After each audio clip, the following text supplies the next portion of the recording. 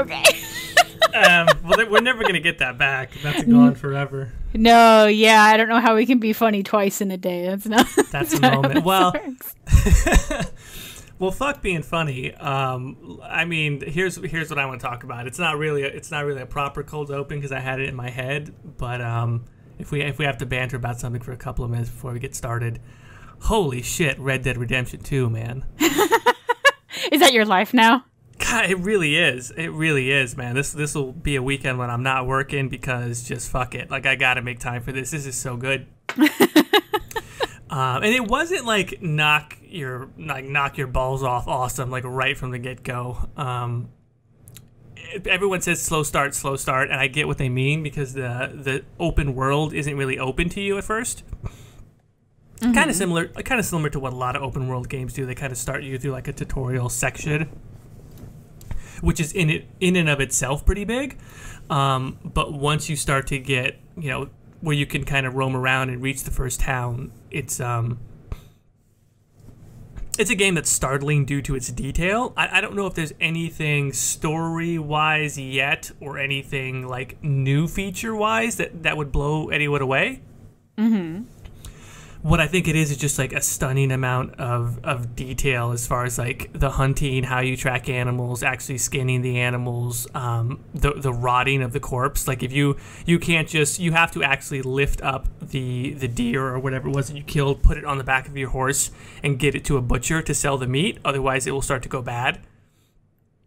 Like the quality of the shot, where you shot the animal, what caliber of bullet you shot it with, whether you shot it with an arrow affects the quality of the pelt. The day-night cycle, the hair growth, like going to get haircuts, the beard growth. There's tons of animations. That's the thing that was freaking me out. Like, there's just a ton of animations. In one section in the early part of the game where you're climbing up like a mountain, up rocks. A lot of games, if they have a climb animation, they maybe have one or two, depending on the height that you're climbing, whether you're reaching for something above your head or whether or not it's chest height or whatever. I kept climbing up like these rock ledges, and I swear to God, every time it was a completely different animation. And he's like struggling. He's like, it's hard for him to climb, which is realistic because like if anyone's ever pulled themselves up from something that is chest high or God forbid above your head, like it's pretty hard for the average person to pull up their body weight up off a ledge. And there's just like I feel like I'm never seeing the same animation twice. And for some reason, when you put all that together, it adds to this it really adds to the immersion of it. Mm-hmm. Yeah, like the horse mechanics, taking care of the horse. I've seen some great videos of like, or like I guess GIFs or whatever, but like the horse mechanics where like there was this one guy, he like got off his horse and I guess pressed the wrong button and accidentally punched his horse in the face, and so the horse punches him back. Yeah. Yeah, well, so, I discovered that accidentally as well. It wasn't my horse. It was my horse hitched next to a massive, like, huge other horse. And I guess I got too close to the other horse. And I spooked it. And it just straight up, just back kicked me and just sent my guy flying. Mm-hmm. And I was like, whoa, all right. Remember, don't ever get too close to that other horse. So when it comes out in PC, are you actually going to buy it again? I'm debating, right? So I ended up picking up a PS4 Pro because I had been meaning to do that for a long time in light of God of War, Spider-Man, Horizon, and like et cetera, and then Ghost of Tsushima is going to be coming out. That's also another exclusive. I had been meaning to get a Pro, so I got a Pro. I have it hooked up right now to my 4K monitor, and it looks really good. I think PC will still look better, and the frame rate will be better. But it's a really, really good-looking game on console. It's one of the best-looking console games that I've seen to date, probably the best. And so I don't know. We'll see how it goes. Maybe I'll wait for a sale or something on Steam. Good luck. Okay, so we were talking about what to do for this podcast. Normally we have a pretty good idea of like what we're doing, but I feel like this month we've had some like issues. Like, what are we going to do now? It's kind of, I kind of like it and don't like it. Like on one hand, I'm like, maybe we should be more thorough about the planning, but then there's some element of spontaneity to it. Like there have been times when we have, 5 or 6 ideas on the pipeline and we're like, okay, we're going to do this month, this month. And then like 2 days before we record, we go, like we seem to be way more interested in this completely new idea. Let's do that. Mm-hmm. We've done that a couple of times, and I feel like they've been some of the better episodes. So anyway. Well, hopefully this is one of them, because this is kind of like that. So something that was on my mind, I don't, like, you said you watched a bit of it for you at home, the viewer, what day was it? I think it was yesterday for us, but it was like, or no, Friday. Maybe the day before. Friday. Yeah, okay, it was Friday, October 26th, I believe. There was an Anthem stream at, I believe it's like a Paris convention. Paris Games Week, yeah. Yeah, Paris Games Week.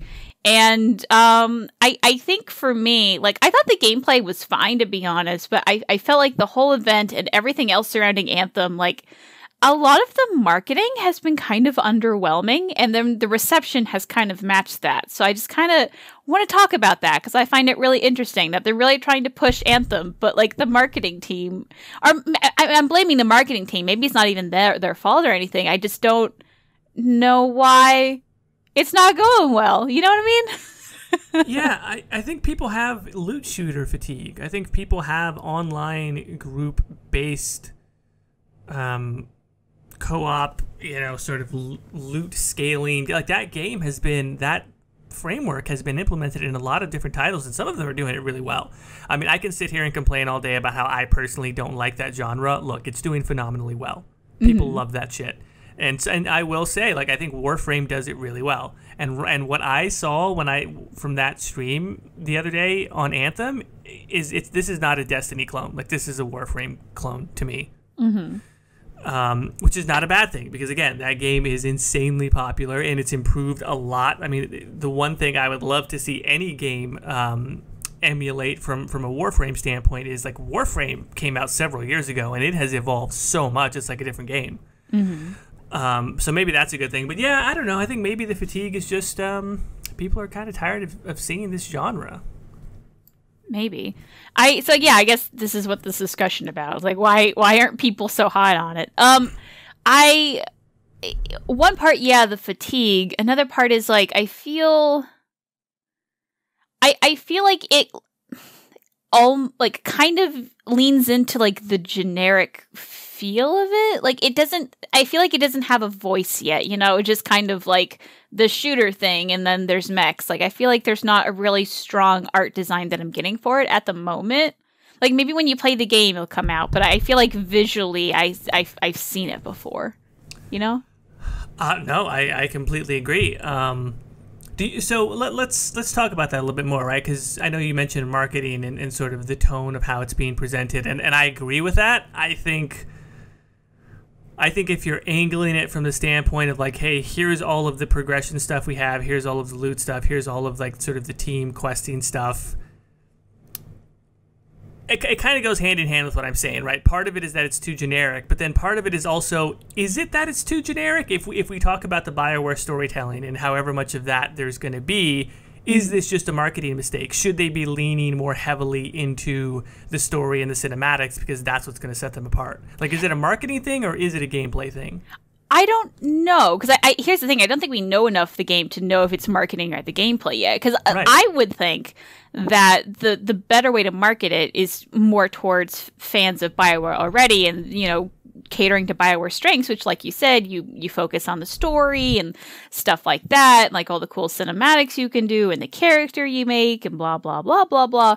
But, like, they haven't even really talked about what the story is. Like, we know a few things. I can I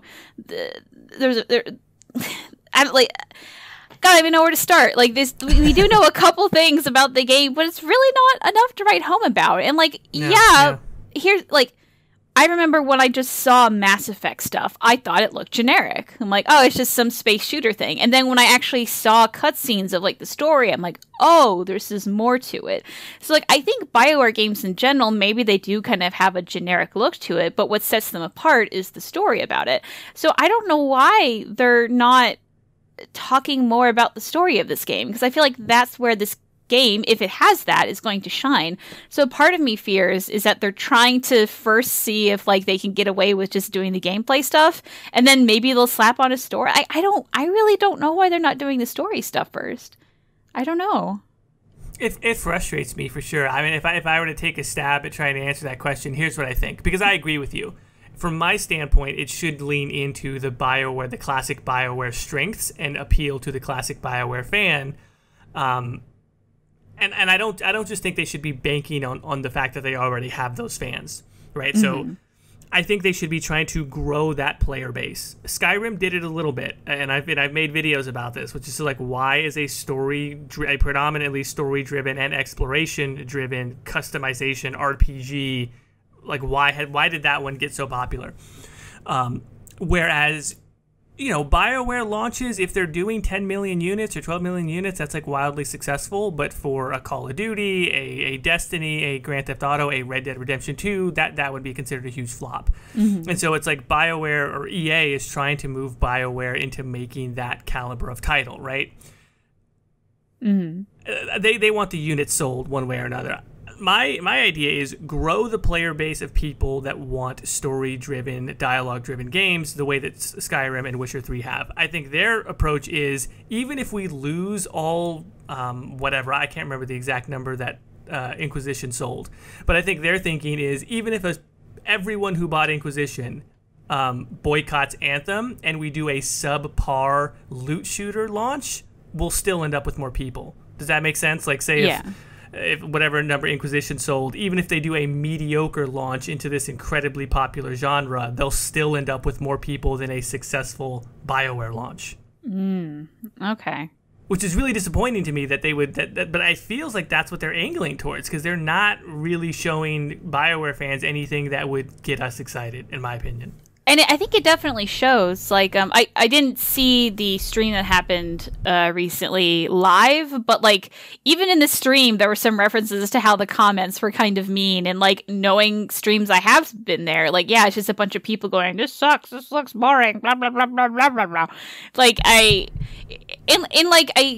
compare that to oh god. It's not Cyberwave. Cyberpunk. There we go. Like, the Cyberpunk stream I was on, like, the comments were like, "Oh, this looks so great." Blah blah blah blah. So I don't think it's a chat thing. I just think that, yeah, this game's not really angled for a typical BioWare thing, but like the marketing they're trying to do for other people isn't going great either.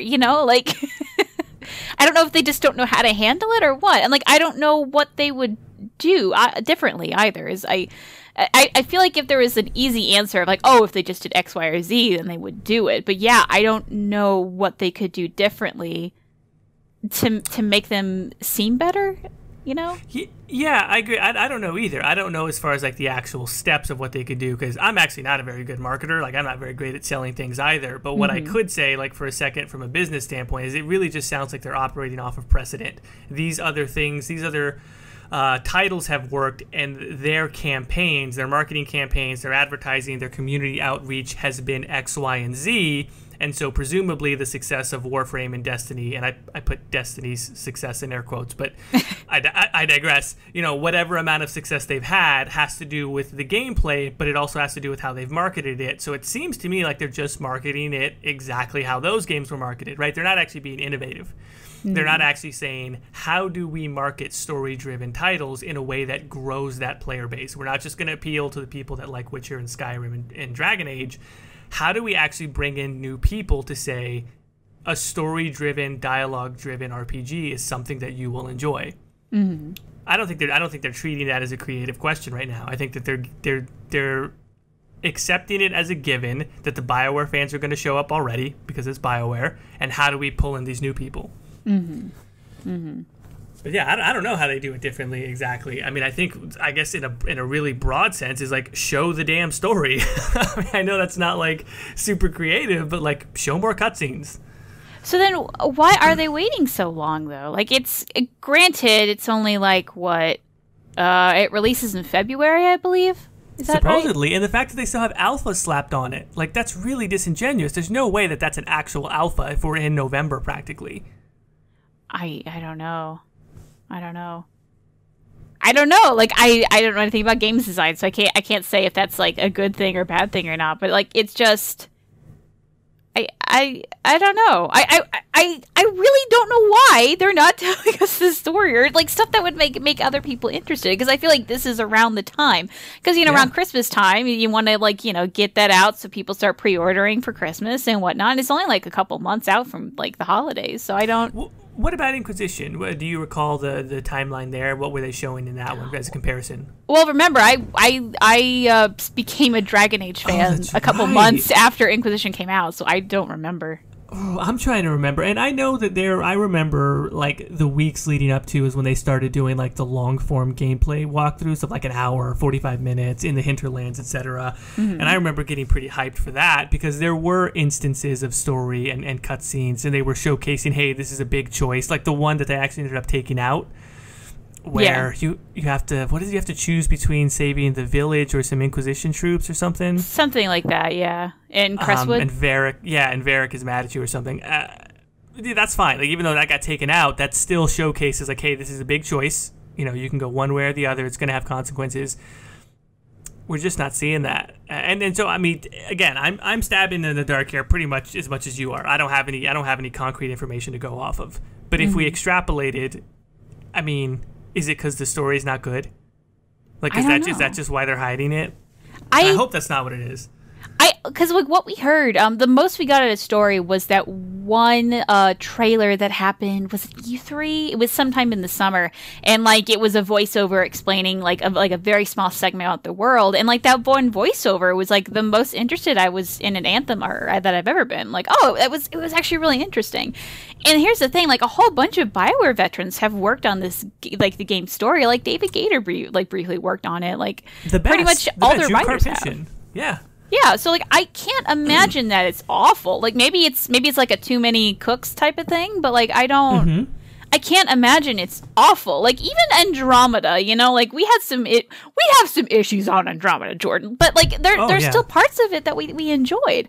So I can't imagine it's something that like we just sit there and be like, holy shit, this is the worst. But maybe it's not finished yet. Is that it? Like I don't know.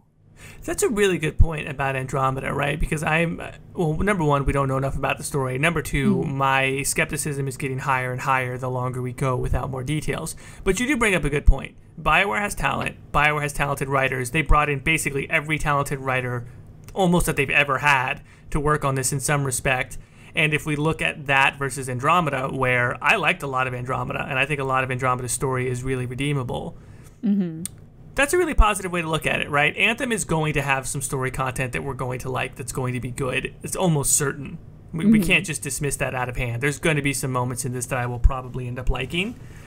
I just, I would rather know that because they're showing it rather than having to extrapolate and assume that. Yeah. So man. And I guess I'm just really frustrated at it because I'm sitting here going, you guys are probably sitting on a gold mine. Why is it taking you so long?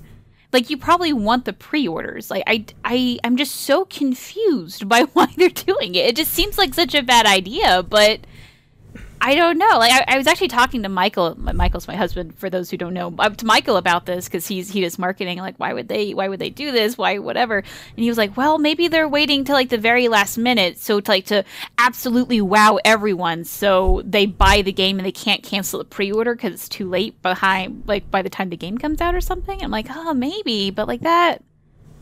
I don't know. I really don't know. Some people have said that, and I'm sorry, I'm going to keep mentioning Red Dead because that's the comparison that's in my mind right now, but some folks who were reviewing commented that this doesn't happen very much every day, all the time in the modern day, but multiple different sources said that they felt Red Dead Redemption and Rockstar really undersold Red Dead Redemption 2. Like, it was literally that thing where a lot of the reviews were saying they held a lot of stuff back as far as gameplay, and like, a lot of people didn't think that the Xbox One X was going to be able to do like true native 4K resolution, and it does. And just a lot of the story elements, people said that like they actually think that it's similar to that Rockstar could have hyped it up more and they didn't, and that somehow, I don't know, people seem to enjoy that. Maybe it's that situation. But it's I would almost disagree with that because like we have seen a whole bunch of Anthem marketing, but it's just like the image of like the rain. Like they had a fucking what is it, a corn maze for Anthem, in Edmonton. That fucking corn maze, man. We're never gonna let them live that down.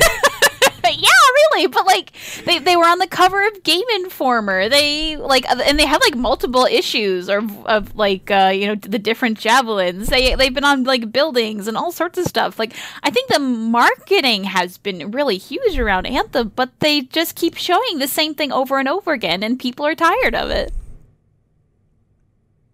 I agree with you. I mean, I have it going in as we're talking and with the volume down, and I'm looking at, that one platform that they jump off of in the very first E3 gameplay reveal ever. Yeah. And now they've shown that, a couple of different times in game. And I get it, that's going to be a common area because that's where you leave Tarsus and all that. Mm-hmm. But again, I've now seen that platform and people jumping off of it, and that incredible wow factor of the player jumping off and diving down. It's that ain't there no more. Yeah.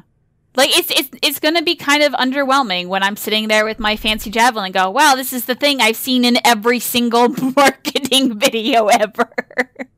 I agree. I don't know.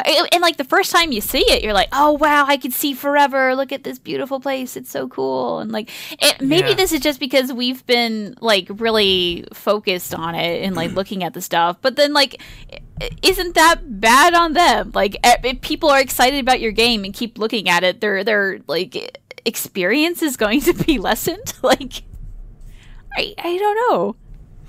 And I guess you could say the same thing about story, because maybe it's this. Maybe they think, okay, the story is so good, we don't want to spoil it, and saying literally anything would spoil it. But I don't know. I'm so torn on this. Yeah, so I think so. I think we're both in agreement there, right? Marketing isn't really doing its. Well, I can't say they're not doing their job. They're taking an approach that, as I said, seems to have worked for other titles that are like this title. So kind of in some sense, I guess fuck what I think. These are professionals who are saying, look, this is how Warframe was marketed. This is how Destiny 2 was marketed, and they did well. That's a safe, if not underwhelming strategy, I guess. Mm-hmm. So that's what they're doing. And then what we would like to see is more of, what can you show us based on the story? But I kind of want to talk a little bit more in detail about the gameplay, right? So yeah. I assume maybe a lot of people, especially by the time this comes out, they will have seen the video. But essentially, how would we describe the video, right? It's basically just one of the 4-player missions, and they're basically just going to each objective, locate this, shoot this. There's a lot of flying. There's a lot of jetpack stuff. It's almost it's not quite a fetch quest, but it's sort of a fetch quest, it's just find the guy and defend him, you're done. Yeah, and I still have not watched every minute of it, but there's no cutscene, right? There's no cinematic in the. No, they apparently they get close to it, but then they stop it before it triggers. Yeah, and so there's dialogue going, sort of in the helmet dialogue kind of thing. Mm-hmm. I guess what were your general was there anything that stood out as far as the general impressions of the gameplay? Was there anything where you specifically didn't like it, or anything where you did say, yeah, that looks cool? The thing that I thought looks cool is kind of what I've thought was cool the entire time. It wasn't anything new, but each of the javelins kind of has a fantasy RPG feel to it. The Interceptor's the rogue, the Colossus is the warrior, the Storm is the mage guy, the Ranger's a ranger, you're just kind of there. But yeah, other than that, it was just kind of I don't know, you fight the guys. I don't know. I think of all the missions they could have done, maybe that wasn't the best one. Because I feel some of the ones they did on E3 or whatever, there was this giant monster, and you're oh, it's a giant monster. That's so interesting. Here, I really don't feel which I will say that the people putting on the stream did a terrible job. Stream, it was streamed in low quality of all things. There was this horrible echo at the beginning. So that was really tough. And the presenters were kind of, okay, that's neither here nor there. But I didn't really get a good look at what they were even fighting. It was just things moving around. I'm I can't really tell what's going on. Right. But I feel that's also, for that type of game, it's kind of hard to watch what's going on. When you play it, you do know, but when you're watching it, it's there's things are happening so fast you can't really tell. That's kind of my opinion on it. I agree. I think with literally everything you just said, in particular with the presenters, which I don't want to be too hard on those gentlemen, because like, hey, I stream things live on the internet sometimes too, and like it ain't as easy as it looks, and sometimes it's not easy to be dynamic or engaging. I thought that should not affect what people's idea of the game is, but it does. Yeah, and that's unfair, but it just does. The audio quality and the video quality of the stream, that's really unfair, right? Because when I saw the first uploaded, I mean, it's compressed when you upload it to YouTube, but uncompressed video of this most recent E3 gameplay video, right? They streamed that, and I watched that. The stream was good, but then when they actually got that file out to IGN and GameSpot and everybody, and they uploaded that, I was like, holy crap, this game looks good. Like, it looks so much better when it wasn't off of a live stream. Yeah. And that affects people's perception of the game. When I saw this stream, I thought, wow, the graphics look downgraded. And then I have to remember, like, this is a really low-quality stream. But also, people are really concerned about graphical downgrades. So now we don't know, quite honestly. Right, and that also casts a doubt, and it affects the perception of the quality of a AAA title, which is it doesn't really look that sharp. The overall quality is kind of muddy, and is like, is that a bunch of like temporal anti-aliasing that they're putting on because the texture qualities got downgraded, or is it just a bad stream and it's just not quite sharp? Yeah, or even if it's alpha gameplay, because like the Storm's cape didn't move, and apparently everyone was like freaking out about that, and I'm like, I play Dragon Age. My hair doesn't move. That doesn't bother me anymore. So like, you know, it wouldn't. I'm not saying I would be like boycott the game because the cape, hashtag cape gotta move or whatever. But I will say again, like, I'm sorry, I sound like such a shill for Rockstar. God damn, when that stupid when that stupid duster coat moves around when there's a storm or whatever in Red Dead, I'm like, god damn, those goddamn coat physics are amazing. Oh boy. But no, I agree with what you're saying on the gameplay. I have a lot of nitpicky stuff, right? That this genre is not my favorite. What they're going for is not what my preference is. So I could go one of two different ways. Well, I guess you already kind of said some of the things that I guess one of the things that stood out for me that I liked. The actual environment design, it does look good, right? Especially compared to Andromeda, like the way that the foliage is laid out, the verticality is interesting. It does look like a well-designed exterior world as far as like the jungle environments mixed with some of this ancient technology, etc. It looks very well designed. I think their level designers did a good job on it. Whether or not the graphical fidelity is going to live up to the creativity of the design, now I feel like that's in question, and we'll have to see. But I did like the design of it. There's a bunch of stuff I didn't like. The weight of it, the weight of it just isn't. It's annoying to me, right? Like I don't like the fact that when they make minor movements, the characters to me seem like jittery, like they move too fast. The character models don't appear to have weight.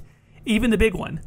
Like, even the big one, when you kind of turn it a little bit to the left or the right, it kind of, like, turns really quick. Yeah. I know that that's super nitpicky, but for me, that affects the immersion of it. The flying speeds feel weird. I know they have to adjust that to make it controllable in tight areas, but at times it feels like, okay, that looks like an appropriate, exciting flying speed, and at other times they're not hovering. They're in the sort of... I don't know what you want to call it. Like they're horizontal and they're moving forward, but they're going really slow, and that just doesn't look realistic. It looks weird. Some of the there's a lot of HUD elements, and I know this has already been discussed, and I know it's a genre specific thing. That's how these games look. But there's just so many HUD elements, and I hate HUD elements. And granted, that could all be customizable. I hope it is. I hope I can shut off a bunch of that stuff. But there's just so many goddamn HUD elements. It just feels like it's crowded. The stupid numbers are everywhere.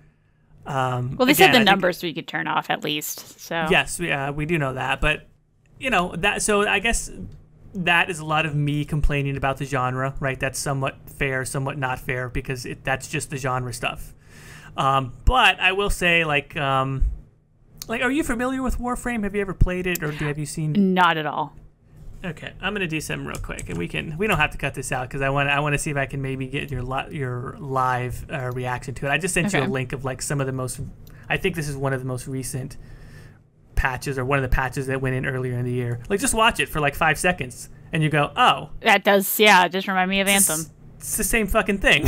Yeah, it's literally the same goddamn thing, and I'm going like, okay, fine. So Jordan's not a fan of this genre, right? I'm being a grumpy face, and I don't want people to think I'm being super negative about Anthem, because again, this sort of game is insanely popular. Just because I don't like it doesn't mean that people won't like it. But then it's like, okay, this type of genre and this type of game is insanely popular, but it looks a whole lot like Warframe. And so what are you doing differently at that point? I guess that has to become the question then. Even if you're trying to appeal to these fans, what is different about your game that's not already in Warframe? Mm-hmm. I don't know. So that's really the impression that I had coming away from the gameplay. Like, there are parts of it that look cool. I like the flying. I like the verticality. That's great. But how is this going to distinguish itself from the competitors? We have plants. Yeah, we don't know. We don't know. I guess the answer is supposed to be Bioware storytelling, and yet that's what they're not showing us. So I don't know. Oh, this lotus woman looks like a praying mantis. Okay, sorry. You're getting sucked into the Warframe. Yeah. Yeah, which I guess on that, lotus woman looks like a praying mantis, so there is like some sort of like bug element with your enemies, so that's another comparison automatically maybe, but oh boy. Well, okay, so let's have a fun little game here. You are now in charge of the Bioware marketing for Anthem, at least. Let's say you have to like stick with no story until a certain date. So like you like what we have shown is all you're given. How would you change what they're doing, if anything? You know, that's a tough question. I feel like what I would try to do is sit down with the team and ask them a bunch of questions, right? I don't know if that's a normal part of what they do anyway, but I would sit down with your principal, your department leads in all the different departments, and in particular with Casey Hudson and your lead writers, and I would go, what's the most impressive aspect of this game? Well, you said no story, right? So you said no story till a certain date. Then you sit down with the art people, the design, and you go, what's the thing that's most impressive about this game? What are you most proud of, right? What are the things that when you as a gamer and you as a developer sit down and experience this, you go, oh my God, this is what I've always wanted in a video game. And then I don't know. I hope that's not all we've seen so far, right? Like, because it should be way more impressive than that. But yeah, based on what they tell you, you go, okay, you're the people that made the game, and you feel that these are the most wowing moments, these 10 moments or these 10 instances. Let's just take a couple of those, and then let's just make something that's really focused in. I don't feel like the live stream is necessarily the best way to showcase games all the time. I think it's popular because people like Let's Plays and live streams on YouTube, but I think for marketing sometimes it's better to have a more controlled, pre-recorded offline thing. And then to just have more of a like director's commentary. Like, the commentary style is different between live stream and say director's commentary. And I've actually done director's commentary style videos with certain missions from BioWare, and it's just different. It's a different style of commentary. So I would rather take Casey Hudson and maybe like Mark Dara and someone, and have them do that style of commentary over a element of the gameplay that they feel really proud of. I think I would try that. I would try to highlight more things that we know exist, but they haven't really been talking about. Like, they keep saying customization, but we've seen the same 4 designs over and over again. I want to see something different.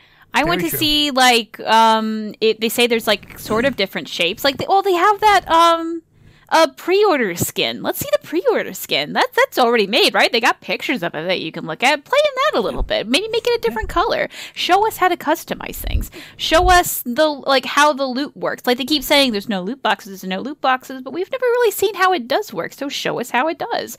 Like, they've been telling us a lot of answers on Twitter and everything, but like I want to see it, if there's no loot boxes, then but you could pay for like customization, then like show us the process to do that. Show us like some different skins that I could pay for, possibly. Like that's what I would do differently. It's like instead of telling us all these cool details, show us the details. Maybe they're not done yet, but then that's what this like pre-alpha stream I would use for. Like, oh well, it's not done yet, but here's us working towards customization options. Here's how you would pick your colors. Here's how you would equip new guns. Here's a couple guns you could equip. Like that's I think would be a lot more interesting than just like the same mission over and over again, you know? I completely agree with that. That's a really good point. And I mean, that's a good point also because it appeals to the genre fans that you're trying to bring in anyway, like the Destiny and Warframe folks. And also, I like customization. I would actually be excited for that if they showed the actual menus and the actual parts and everything that you can unlock.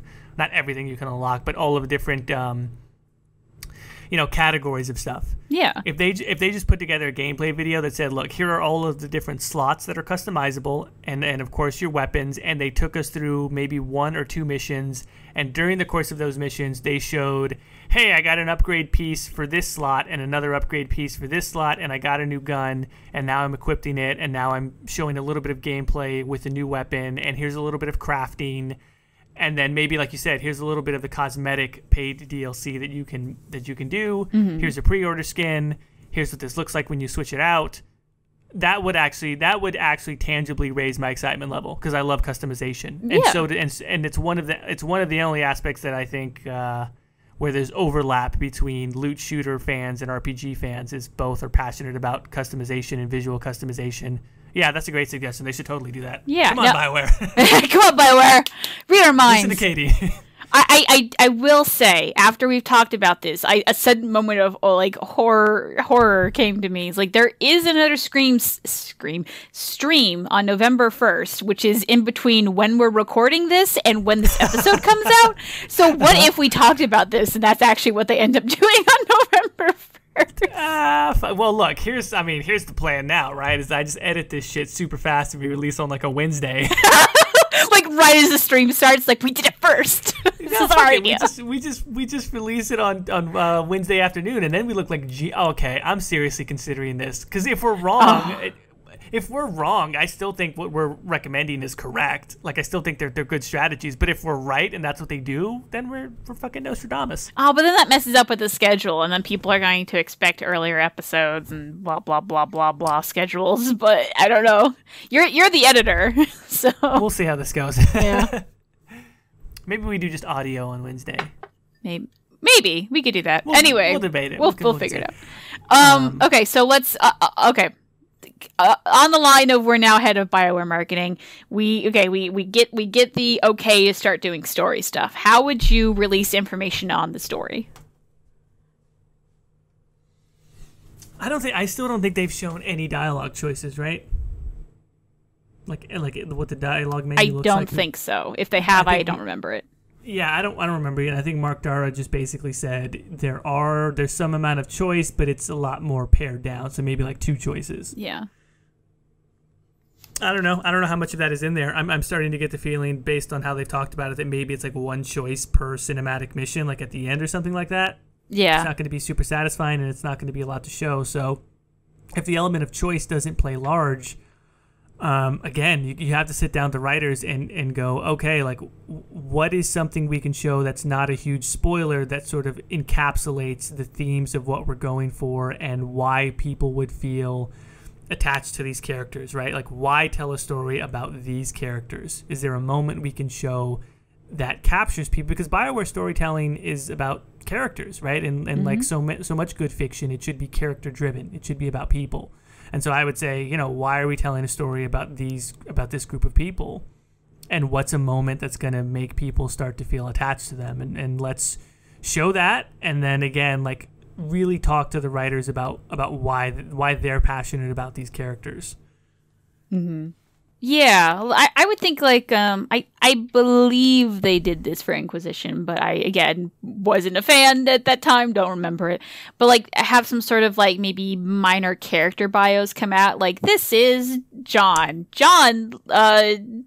likes things. This is what he does. This is your friend. Here is your history together. Like stuff that you they would tell you at the beginning of the game, but gives you enough to be like, okay, when you play the game, you are now primed to be like, okay, I know who this is. This is my buddy. This is my enemy. This is he likes cookies. I don't know, like something like that. Yeah, well, they did they did reveals basically, and I think they did them one at a time, like one a week or something like that. Leading up to it, they would post a blog post, and then maybe they had like super short, like little teaser trailers for the character. They did do that for Inquisition. I remember they did those one by one, and I skipped those actually. I know some people, like a small number of people, were like, "Hey, like I kind of like to discover them more organically." But then a lot of people loved it. Like they were super hyped for it, and they did the same thing with Andromeda, basically, right? When they did one trailer that was like focusing on the squad and like a little bit of backstory about them, and I think that works really well. I agree. I think that I remember for Andromeda, that got me super hyped when I started to learn more about the crewmates. Yeah. But then again, for Andromeda, in fairness, that was right before. Like I think that was in the month leading up to launch. Yeah, it was. So maybe that's what they're going to do, and like we're just too quick. I don't know. I like. Is it just me, or is this year just gone by really fast? And so I have like a warped perception of like, how long is it? I'm just getting old, or is it like so many shitty things have happened this year that like it's just. No, you're right. Red Dead Jordan says that Red Dead Redemption snuck up on him also. I was like, holy shit, that game. I go, that game's coming out. I go, fuck, that was fast. Oh yeah, the same thing happened to me with Fallout 76. I don't know if I want Fallout 76 yet, so I've been kind of following it. And I saw it, I still had like another month. But no, it's like already in beta or whatever it is. Yeah, so. It's in beta, and I completely forgot about the beta because I have no interest in that. Yeah. So I have a bunch of friends that play video games, and like, but they're all video games that I'm not really fond of, and that's Fallout 76 is one of the ones where they're like, that looks kind of fun, and I'm like, I would play that too. So I'm just interested in any game where we can play together for once, you know. And I'm kind of hoping, like, kind of going back to the topic, I'm kind of hoping Anthem does that too. So I agree. No, I actually totally agree with that for the sake of Anthem, because I have many friends who we play similar games, but you know, for whatever reason, like a lot of my friends that I talk to games about, they've never gotten into Bioware games the way that I have. Yeah. So they've played Mass Effect and like, yeah, it was cool, you know, but like not like a hardcore fan about it. But so many of them are super hyped for Anthem. Yeah. So that is true. I think it could be one of those instances of multiplayer sort of being a draw just because a bunch of people play it, hopefully. Yeah. A part of me wonders if, because like I've shown Michael a couple things, and he's like, oh, flying and guns, that's cool. And he's not really like into loot shooters generally, because like we're both kind of new to the gaming field, so he just missed a bunch of them. But he's like, yeah, I would play that with you. And I'm like, oh, cool, a game I can play with Michael for once. Yeah. The last time we did that was Saints Row. Like, I can't, like, it's been a while. So I'm kind of wondering if, like, perhaps the people who are, like, really interested in Anthem and maybe even Anthem's core audience aren't the same people who's going to be watching all the streams. They're more like the casual gamer, you know? So that's why all the, like, the people that are really, really interested in this game are just kind of, like, the ones that, like, maybe, like, even a month after it's released, it's like, oh, it's that game I wanted. It's out now. I'm going to go play it now. You know, like, a part of me wonders if maybe that's it. But then also, how many people is that actually in reality? I don't know. Is it, I mean, that's got to be a lot of people. Or, you know what I mean? Like, I guess I have to correct that. I was going to say the bar is really high and, like, Anthem really has to knock it out of the park. That hasn't been the rhetoric that EA has been using. Yeah. When they talk about it in their quarterly financial results calls, that this has come up on a couple of questions. They have been, they've actually been somewhat conservative about their earnings projections, which is, I mean, that's just a smart thing to do for a variety of different reasons, and not least of which is like legal reasons. But they actually got one of those. An investor actually asked that question in the last quarterly meeting. You know, it's technically Q4 of fiscal year 2018 for them, right? Right? Is it Q? Yeah, I think February is technically considered Q4 if I'm not mistaken. And they were like, yeah, the earnings projections Q4, like that's where Anthem's in. You know, is that meant to be higher? Like, what can we expect? And I think the person asking the question kind of leaned into a little bit of, are you guys not confident in the product necessarily? Mm-hmm. So of course EA is not going to say that, but what they said made sense, which is like, we're very confident about the product. Everything we've seen about this is amazing. We think it has the potential to be an industry changer. However, new IP generally doesn't do as well as sequels. It doesn't do as well as established properties. And it's a crowded genre. And also, as far as our portfolio is concerned, you know, we know that Madden, FIFA, Star Wars Battlefield do crazy numbers. And they referenced, I think, Titanfall, which is another property that they own because they own Respawn. Mm-hmm.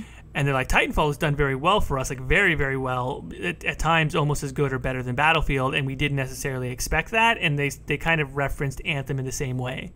So EA is not counting on Anthem or Bioware to be like their heavy hitter. Like, they're really not. They're actually expecting it to be like a good, like, medium hitter. Mm-hmm.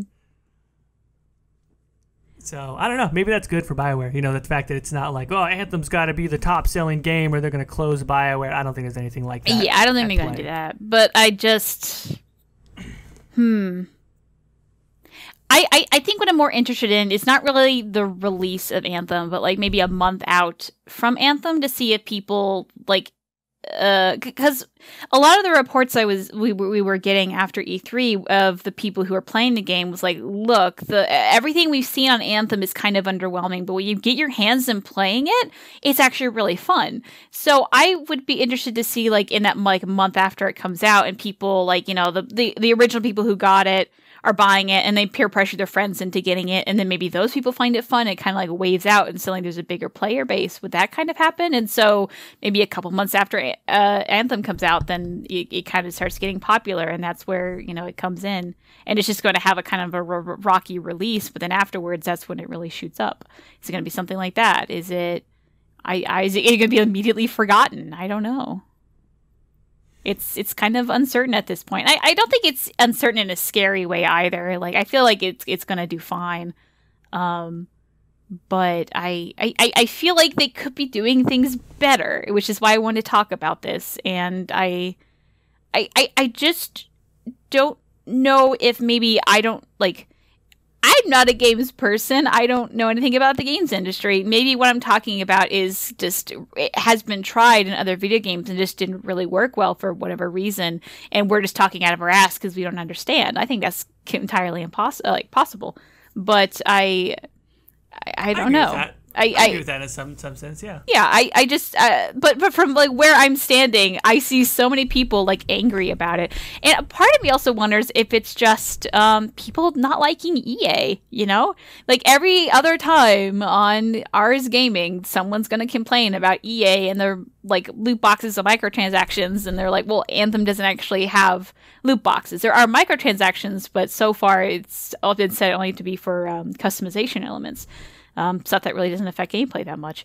So I feel like in a way it's kind of getting a bad rap just because it's an EA property and not for what it actually is. Yeah, no, I totally agree with all of that, and you're absolutely right about the standpoint of, like, again, I'm not like, I don't have any credentials to say that what I think would work from a marketing standpoint would work. I'm sure if I were in the room with these professionals, they would just bombard me with information that I have no response for as for why their strategy is the way that it is. I mean, this is several professionals that are going to work on this. Mm-hmm. Again, I'm just looking at it from an analyst standpoint and going, I imagine that's how they constructed that strategy. What has worked for games that are similar to this? What I'm positing, you're right. We have no idea.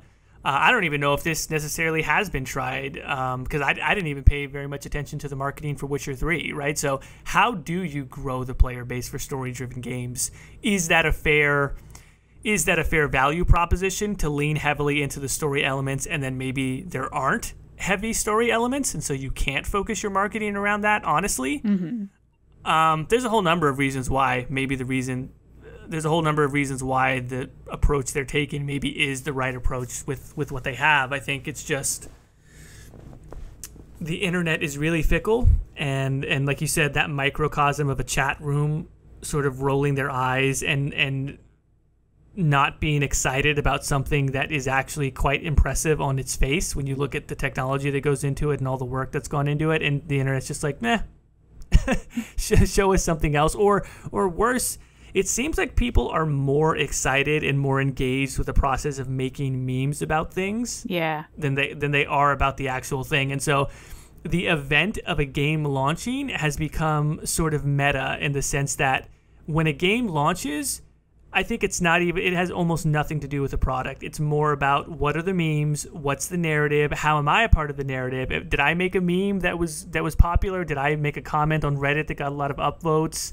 What are the comments that are getting a lot of upvotes? And there's a lot of sort of like parodying and echoing of sentiments that might not be factual. They might not be grounded in reality, but it doesn't matter. It's like an event. A game launching is like an event, and the event aspect of it has very little to do with the product. It's like, what is the feeling on Reddit and Twitter? And people get caught up in that, and it snowballs, and it doesn't really matter if it's true or not. So maybe the strategy then is they know this, and this is something they're keeping to heart, which is why they're saving the story stuff for when it about to comes out. That way people have a positive reaction to it, presumably. That's true. I think that could be very true, right? So you get the momentum ramped up in the right direction right before launch, probably in that last month or maybe even the last couple of weeks. Because I feel they kind of did that with Andromeda a little bit, because we really got nothing in Andromeda until a couple weeks before. Yes, and then there were the review embargoes. Oh, which is never good. Yeah. That's never good. When they say you're not allowed to publish it until launch date, that's never good. Yeah. So yeah, and there were warning signs, right? Like Alana Pierce on IGN, who took so much flack, like whatever it was, a few weeks out from launch or a month out from launch, said this looks really rough. There's a lot of bugs. There's a lot of stuff in it. Some of the elements of the story are kind of cheesy, and people I remember on our Mass Effect were just like railing against that, saying this isn't true. You know, she wasn't playing a final version of the game. Blah blah blah. Basically, everything she said ended up being correct. And so, you know, we'll just continue to watch out for signs. I don't think anyone has said anything like that about Anthem. And so, you know, we'll just pay attention to people who have gotten hands-on with the game. And I'm sure if there's anything severely wrong, we'll know. Here's some, like, in the last, like, 5 or so minutes of this episode, something that, particularly that is related to this, and we also saw in that latest stream. Do you know, I only vaguely know where it is, so I'm not going to have a good explanation on it. Do you know what EA Game Changers are? No. Okay, so I don't know how, I know you didn't watch the full stream, but did you get to where, like, that one girl, I forget her name now, but she starts interviewing the Bioware guy? Again, I've been watching through the whole thing without sound on as we've been talking, and so I just kind of skipped over that. I'm like, there's this person talking, and why is there no more gameplay? Yeah, so it was a really awkward moment in the stream for a couple of reasons. One, like stopping the stream and then just like giving an impromptu interview would be awkward no matter what. And then two, it almost felt like they before I go into that, that girl is an EA Game Changer who I guess is really into Need for Speed, is what, because I looked her up, I was like, who is this person? But like what EA Game Changers are is that if you're a YouTuber or have some sort of following anywhere, I don't know if it's specifically YouTube or if it goes to other places too, but they use a lot of YouTubers. You can apply for a program to essentially be included in a lot of EA marketing, and it's kind of it's we're never gonna be EA Game I know, right? we're about to shit on it, so I don't think we're ever gonna be invited anywhere. But I don't know if you get because I'll be honest, I heard about it because I think Lady Insanity is one. I think I maybe, but I heard about the program and was like, well, it'd be really cool. Like, whenever that Dragon Age 4 gameplay comes out, I really want to be invited to like that. Where they bring fans along and show them the game. Like, I want to be invited to that. Like, I think I have a decent following to maybe warrant it. Maybe I just want to play the game. Or like, let's be real. But I would be super happy for you if that happened. I'll try not to say anything mean to EA. No, I'm already digging my own grave with this. I don't mind. Anyway, but like, I was looking into the Game Changer program, and like, it's not exactly a paid position. Like, they pay you in like maybe flying you out there and like a couple of gifts, but it's not like hard cash, or like sometimes even paying iTunes like gift cards to something. And I was reading that, I'm like, what the hell? That's weird. It's free hype. It's a cost-effective way to generate more hype. Yeah, and so they're paying and now granted, this is all rumor. I do not know if this is the truth. Maybe they do actually pay the people. But like, I looked up this girl that they got, and she has, I don't really mean to shade her with this. I really don't. But like this poor, because I actually kind of feel bad for her. She's a small YouTuber. I think she's French YouTuber, and she has like a YouTube account with like Jordan. I think our Codex Added account has more subscribers than she does. Like she has a really small following, at least on there. Maybe she has a big Twitch presence. I really don't know, but she just like hearing her talk, she wasn't really prepared. She didn't know what questions to ask. She was really nervous. Like I felt really bad for her. Well, so I wanted to make sure I had the right person, because it's just, that demeanor is kind of evident in her body language. And also, if I'm reading this correctly, I'm pretty sure she's wearing a sweater that says fingers crossed. Really? Which is not, like, first of all, like, the subliminal messaging going on, like, that's just a bad omen for Anthem. Fingers crossed?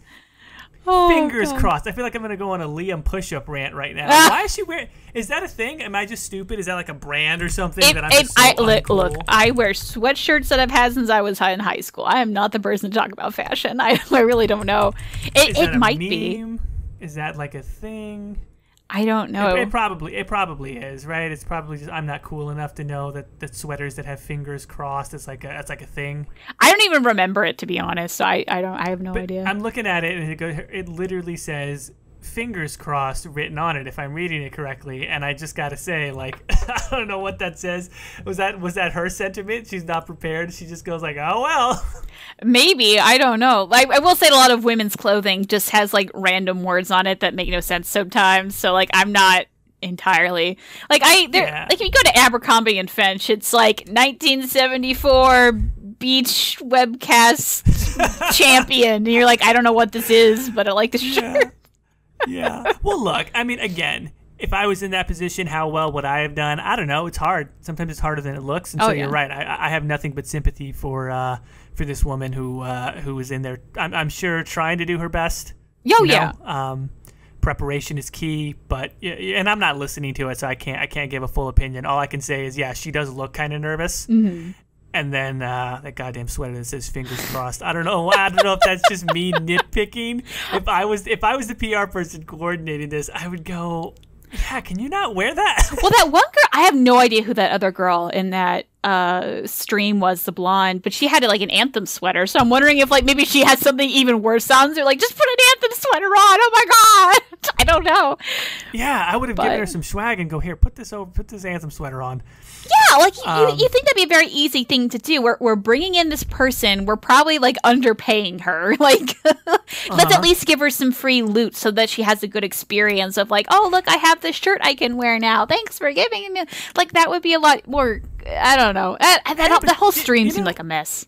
That may be. I mean, you never know. We don't know what the situation was. Maybe it was the opposite. Because if it was me, I wouldn't want to put on an Anthem shirt. I would actually, if they asked me to do it, I would politely decline. Just from the standpoint of like, and again, I'm a weirdo. Most people who do this probably don't think of it this way. But like, I want to be taken as an objective commentator, and like, so I'm not wearing your swag. Thank you, but no. Oh, so see, I'm going to be that terrible person. Like, if they gave me free stuff, I have the free stuff. I will still be objective, but I'm getting that free stuff. You can't be objective if you take the free stuff, Caitie. That's not how that works. Maybe, but, like, I'm going to be doing this for Dragon Age. How objective can I be, Jordan? Like, I'm already a fangirl. Like, yeah, no, that's... What do that's the thing. It's like, there's this new line of, like... It's blurred now, right? It's fan journalism. I'm clearly a fan of Mass Effect. I mean, I'm clearly a fan of Bioware, but I do make an attempt to try and comment on them objectively. Yeah, but I it's a very small conversation of what I wanted to get into. It's like, EA's been using fans as like this influencer marketing that's been the fad for the past couple of years, where like they get people like us, like Jordan. It is entirely possible that one day we get contacted from EA and they're like, hey, we want you to talk about our game positively. What can we give you? And we would have to sit there and there's going to be me going, Jordan, we get a free game. Come on, Jordan. And you're going to be, no, we have to be whatever. I'm like, but Jordan.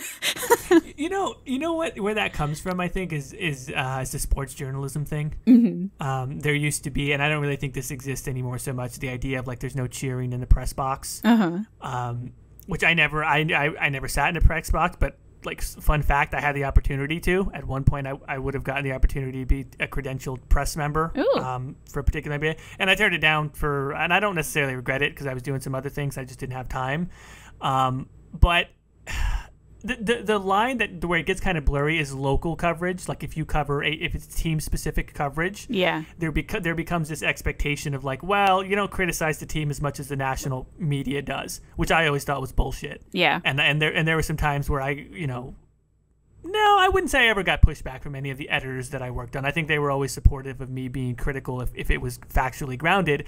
But readers would be, right? Readers would be, well, aren't you a fan of the team? I go, actually, yes, but when I write articles, I'm not supposed to be writing them as a fan. Yeah. And that's like a cultural thing of sports journalism. Totally does not exist in gaming.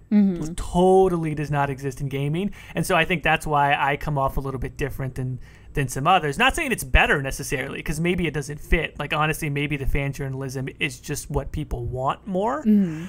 But I think that's why I have that. Like when I found out that Jason Schreier didn't take the statue that they were giving out at the CD Projekt Red thing for Cyberpunk, I was like, good on you, Jason Schreier, because it was a badass statue that they gave away. And when I found out that he never takes stuff at press junkets, I'm like, good for you. That's I agree. That's noble. At the same time, like I feel like if I was invited to a Dragon Age thing, go fucking luck. I'm taking anything that don't move. Like, but you know what? The thing is, you're honest about it. Yeah. Right? So that's the ultimate. It's not like you're saying that you aren't and then you are. Like the fact that you're being upfront about it, people know, and that's the most important thing. Yeah. Go ahead. I was just gonna say, to the point of like the fact that EA is using this game changer thing, I would say that that's positive, except I didn't even realize they were doing it. So how effective is this strategy? Yeah, well, they're on a E3. Like there was a couple people that they brought up to like play their games. It wasn't necessarily for Anthem or anything, but like I think it was like Need for Speed or some sort of multiplayer game where they had a whole bunch of computers in a row and a bunch of their game changers were playing the game live to do whatever. Like they've been around in their press events. I think it's just kind of like they don't. I don't know. I feel like you don't really notice that they're game changers, and I think that's what they want to be. Like, they don't want you to sit there and be like, oh, I'm a game changer. They just want to think that their favorite YouTuber or whatever really likes this game, and I think that's kind of what they're going for a little bit. Like, like Lady Insanity has a huge following, at least in the Dragon Age community, and like, I think she only said she was a game changer or something in like a recent video, and I don't know how long she's been one or how long this program's even been active, to be honest. But like, yeah, so I don't know. It's and very well deserved. I mean, I love Lady Insanity. Oh no, yeah, she's great. Like, I'm not trying to diss her or say anything like that, but like, yeah, I'm just very hesitant of the program because I in a way it kind of feels like they're using. I'm going to say us because it technically could include us, but like they're using us for cheap marketing. You know what I mean? Which is like tell me they're not.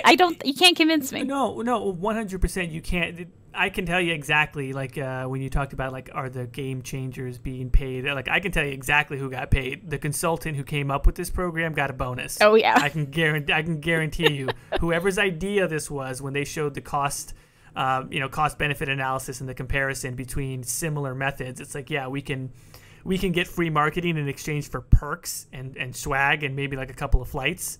Oh, believe me, that they saved some money. Yeah, like I'll be completely honest here. If I was contacted by EA and they're like, "Hey, we'll pay for your flight up to go play the game, and then you make a bunch of content," which that game being Dragon Age 4, make a bunch of content out of it, but we're not going to pay you, I would sit there and go, "Oh fuck, this is a really shitty deal, but I really want to know what it is." Damn if I'm not going to sell my soul for the devil, and I hate you guys for it, but I'm going to do it. I would do it, but I would hate myself for it too, because I know what I'm being used, but at the same time. You know what else is kind of like that is I was a manager at GameStop for a while, which I think I mentioned, and they would have the GameStop manager conferences have gotten pretty big, and it's almost like its own little E3, or at least it was at one point.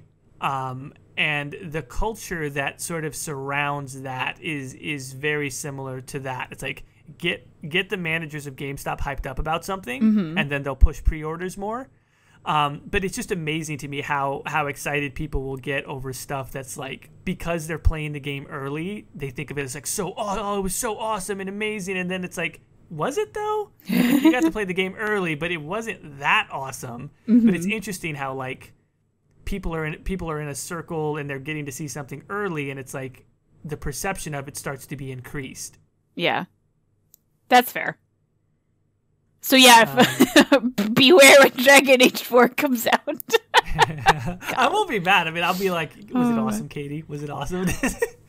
Which, yeah, buyer beware if I come back and go, oh, Jordan, it's going to be awful. Because, oh, boy. But in all honesty, I think Inquisition is one of their best games to date. And I think maybe is the best Bioware game to date. And, like, it probably will be awesome, honestly. I mean, my hopes for DA4 are still very high, legitimately. Oh, me too. But yeah, anyway, so I guess trying to get back to what we were originally talking about, but like oh boy. So I guess this episode kind of became marketing for Anthem, and then also that awkward game changer girl. So...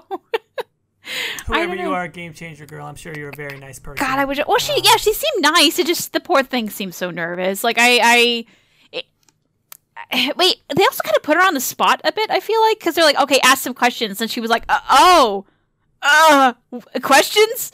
Oh Jesus! And you can see her sitting there racking her brain for questions, and like it seemed like she had some questions, but it was probably questions that she was told she couldn't like ask or something, like scenes about the story, and so she just sat there and was like, Or maybe they answered some. Maybe she had that thing where she had prepared questions, but then through the course of talking before they brought her on, they kept answering all of her questions. Yeah, something like that. Like that would suck. Well, yeah. I mean, maybe you could prepare, and then you're like, oh god, they just answered a question I was going to ask. Oh god, they did it again, and you've got a list of whatever 10 questions, and they're just knocking them all out before you get your chance. That would suck. That would suck. And like even more sympathy to her. Like, here's the thing. Like, I don't really have any like questions for Anthem that I think they could answer right now, to be honest. Like, all the questions that I have are more about the story and like customization stuff that they haven't really answered or refused to answer on Twitter. So I feel like anything I would, if I was in her shoes, I don't think I could do a better job. Like, I would sit there and go like, listen,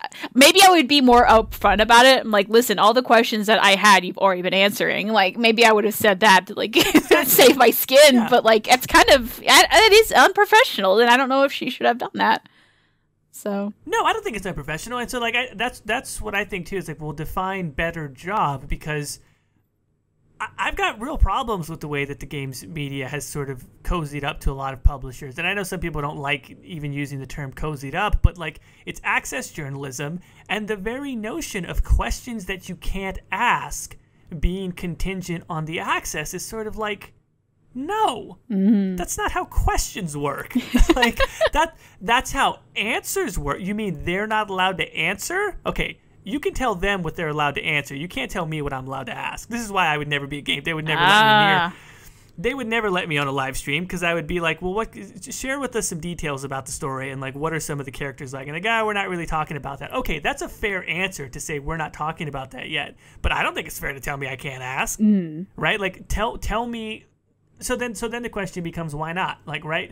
I'm assuming that the developers are smart. I'm assuming that the publishers are smart. Why do you think it's better to sort of hold off on some of that information? And then the answer is, well, we want people to have that highest level of excitement about the story right before they get to play it. We don't want to tease people too much months out. So we want to build that excitement for you, right before the game launches. And also, maybe we are still finalizing some little minor details about, maybe a character or their look or something about their personality, et cetera, there's a good answer to the question of why aren't you sharing more story details. I hope. I hope there's a good answer. So that means you should ask the question. I just don't like the idea of like, well, there's certain questions that you can't ask, otherwise we're not going to let you talk to the developers. But that is standard. That's 100% standard. I'm sure if she asked the question that they told her not to ask, that would be it. She would never get in front of another developer anywhere, not even just at Bioware. She'd probably be blackballed for life in the games industry. Which I think is another problem with those EA Game Changers, because like you're not like the only thing you're getting paid in, really, at least from what I know of it. Again, this is rumors, is that you get to go to these things and play the game early. And if she doesn't like do the thing correctly, she might not be invited back, and that's there. What's the point of the program then? So I don't know. Yeah. So I sympathize with her, and like I know some people have been making fun of her. I'm like, yeah, I don't blame her on this one. Like this is. That's EA's. Yeah. That's EA's bad. I think if EA wants a great game changer, they should pick Caitie. If you guys if you're listening to EA, pick Caitie. She's gonna be great. She's very well prepared. She loves Dragon Age. Okay. Don't pick me because I'm an asshole and I'm gonna ask tough questions. Here's the thing, though. If I get invited, I am 100% going to try to invite you because I think we work good as a team, and you can balance out my overexcitedness. Oh, I don't want to embarrass you, Caitie. I will be that guy. Look, I'm already gonna be embarrassed because I exist. So like. I will be that guy. Like, no, I mean, it sounds so pretentious. I really don't think of myself as a journalist, but I do think of myself as someone who, if I'm there and if I'm invited, of course I'm grateful to be invited. I'll try and be as professional and polite as I can. But I really feel like as a consumer of these products and as someone who watches coverage, I search out content as a gamer going, did somebody try to ask? Like, did somebody try to ask the question about this game before launch? Did somebody actually try to investigate, in a sense? And you do see it from Game Informer, which is why I love Game Informer's coverage most recently, like when the past year and a half. Joe Juba and others there have definitely done that. Like, they've definitely tried to pry and get information. And they've done it with Anthem. Like, some of the information that we've gotten on Anthem has come from, reporting done by Game Informer, which I think is great. And so I'm like, well, if I'm there, I might not be the biggest YouTuber in the world, but I feel an obligation to anyone who listens to my content to try and ask and try and get as much information as possible. And if the answer is no and we're not talking about that, then the follow-up questions becomes, what's the strategy behind that? Well, why do you feel that's most effective? You've got all these classic Bioware fans who are super excited about story, and that's kind of what they're waiting for. What do you think the benefit is to holding this off until closer to launch? That's a fair question. Which presumably has a good answer. And so I'm like, yeah, I think I would be that guy who would be perceived as difficult. But here's the thing. That's probably what I would want to. That's the type of person I would want to bring. Like, I think we could good cop, bad cop this. This has now just become a strategy if we get invited to this thing that we probably won't ever be invited to. Also, PR people are super nice. The ones that I've gotten the chance to interact with in the past for gaming, PR people are so nice. It's hard to be like tough with the PR people because they're so nice. They're the nicest people ever. They're like a great customer service times a billion. I got to interact with some PR folks from 2K when I did some coverage for 2K Sports stuff, and also Edelman, the PR firm that Microsoft has used forever. And they're just great professionals, and they're super nice. So it's really tough when they are being very nice and sort of like you can hear the smile in their voice as they tell you no. There's something about that whole setup. There's a reason why games journalists have gotten so friendly with the PR machine, because the PR professionals are really good at their job. They're really good at making you feel like they're your friend and sort of buttered up. That's a big aspect of it. This is almost unrelated, but I feel like I have to do the same thing in therapy. So I feel like I could manage that pretty easily. Oh shit! You know what? You're starting to sell me on this idea of like a tag team and that.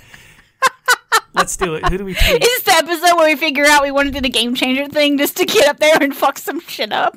Yeah, but we're going to publish this. Like, it's going to be out in the open so they can go and listen to this episode and they can go, wait a minute. These assholes are trying to devise a way to, like, get through our defenses. And I'm like, yeah. I go, yes, that's true, but we're honest about it. We're very honest. We're like soulless honest. It's technically out there in the open, but like we're going to definitely go by the question if you ask us directly. I'm not ashamed of that. I can look a PR person. I can look a PR person in the eye and go, look. Let's be honest. You're trying to make me feel as good as possible about your product, about your company or your client's product, and I'm trying to be as objective as possible. So I know where you stand, and you know where I stand, and let's both do our best. And we'll see if you can get me hyped, and I'll see if I can get somebody to slip up and answer something they're not supposed to. There we go. So fair is fair. All right, I think we need to end it here. Otherwise, we start getting into like this weird fantasy of where we take EA by storm and we get spoilers for Dragon Age 4 like tomorrow or something. You know what? This could be the most amazing episode ever. Like 3 years down the line, if that actually happens. Oh God, what if? See, the worst. I'll be. This is probably too honest, but what I'm worried about is like Michael and I want to have kids soon. Am I going to be like 6 months pregnant at a fucking Dragon Age 4 event? So here I am, this like giant whale of a woman, just like way too tired to deal with the bullshit. And just, I mean, you could always cosplay as pregnant Tamar. Oh God, that would be the weirdest fucking thing. I'm a pregnant inquisitor that we streamed about 4 years ago, depending on what year it currently is. Oh my God. Oh boy. I guess that means I gotta find a way to get my LeBron James cosplay ready. Oh God, no, we are not going as Tamar and Jim. Fuck it. That would be so weird. All right, we gotta cut to it. This is it. This is the end of the episode. Oh God, yeah, let's end this. This is a nightmare. Hey, where can they find you, Jordan? Well, nobody wants to, first of all, after that. People can find me at The Exalted March on YouTube, at The Exalted March on Instagram, and especially on Twitter at The Exalted March. Where can the folks find you, Caitie? I don't know if we want to now, but okay. So Ghildirthalen on YouTube, Ghildirthalen on Twitter, Gillinon on Reddit if that suits your fancy, and if you like our podcast, we have it in everywhere available: iTunes, Google Play. I don't have an Android. Yeah, I don't know. Stitcher, everything. Yeah, it's literally everything. Just look for Split the Veil. We're also on YouTube, on Codex Added, where we stream different games and have a grand old time, and it's not weird at all. But thank you so much for listening. Please don't tell EA about this episode. No, tell him. Oh God, no. I want him to know. Oh God, and Duress Sherrill. Golly.